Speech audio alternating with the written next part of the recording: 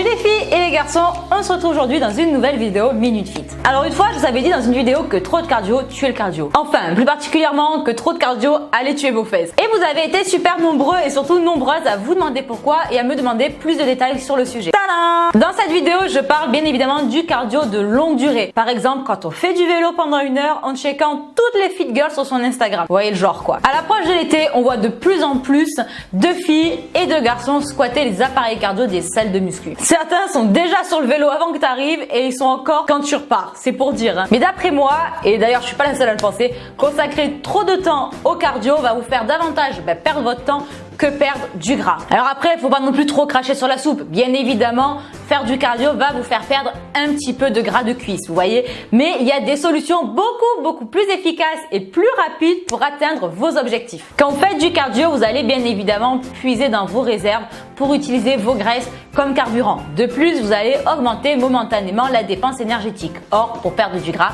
il faut dépenser plus de calories que ce que l'on en consomme.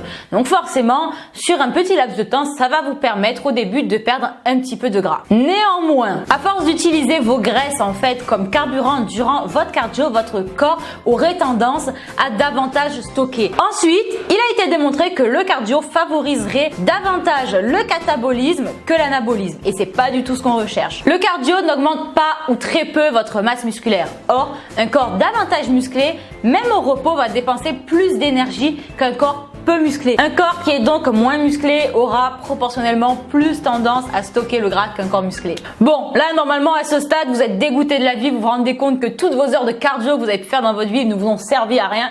Mais ne soyez pas désespérés, je vais vous apporter quelques solutions pour vous permettre de perdre du gras efficacement. Vous l'avez compris, faire du cardio c'est bien, mais pas n'importe lequel.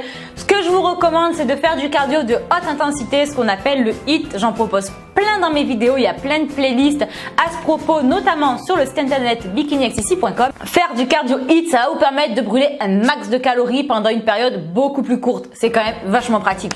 En plus, le HIIT va vous permettre de brûler beaucoup plus d'énergie post-training, c'est-à-dire après votre entraînement, chose que ne faisait pas le cardio de faible intensité. Donc c'est double bénéfice, vous en perdez pendant mais aussi après. Pratiquer de la musculation est aussi très efficace, je vous le dis et je vous le redis, mais la musculation va directement vous aider à augmenter votre métabolisme basal. Le métabolisme basal, c'est tout simplement l'énergie que l'on dépense au repos.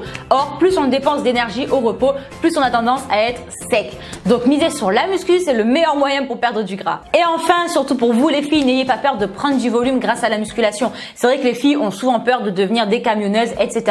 Au contraire, on en est très loin. Je vais vous donner un exemple concret qui va vous parler.